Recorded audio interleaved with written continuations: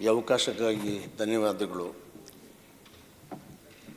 ನಾನು ಈ ಹೌಸ್ಗೆ ನಿಮ್ಮ ಮಾರ್ಗದರ್ಶನದಲ್ಲಿ ಭಾಳಷ್ಟು ಕಲ್ತಿದ್ದೇನೆ. ಇವತ್ತು ಭಾಳ ಜನ ನನ್ನ ಭಾಳ ದೊಡ್ಡ ಶ್ರೀಮಂತ, ಭಾಳಷ್ಟು ಆಭರಣಗಳ ಮಳಿಗೆ ಇದೆ, ಇವ್ರ ತಂದೆ ತಾಯಿಗಳೆಲ್ಲ ತುಂಬ ಕೋಟ್ಯಾಧಿಪತಿಗಳು ಅನ್ನುವಂಥ ಭಾವನೆಯಲ್ಲಿ ಭಾಳ ಜನ ಇರ್ತಾರೆ. ನಿಜ ಹೇಳಬೇಕಾದ್ರೆ ನಾನು ಹುಟ್ಟಿದ್ದು ಒಂದು ಕೊಳಚೆ ಪ್ರದೇಶದಲ್ಲಿ.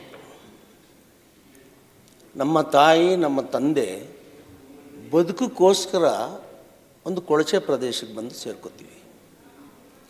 ನಮ್ಮ ತಾಯಿ ಮಾರುಕಟ್ಟೆಯಲ್ಲಿ ಹೂವು ಮಾರಬೇಕು, ನಮ್ಮ ತಂದೆ ಕೊಳಚೆ ಪ್ರದೇಶದಲ್ಲಿ ಈ ಮೂಗ್ಬಟ್ಟಿಗೆ ಎಣ್ಣೆ ತೆಗಿಬೇಕು. 8 ಜನ ಮಕ್ಕಳು ನಾವು. ಇಂಥ ಸಂದರ್ಭದಲ್ಲಿ ನಮ್ಮ ತಾಯಿಗೂ ಕ್ಯಾನ್ಸರ್ ಬಂದುಬಿಡುತ್ತೆ, ನಮ್ಮ ತಂದೆಗೂ ಕ್ಯಾನ್ಸರ್ ಬಂದುಬಿಡುತ್ತೆ.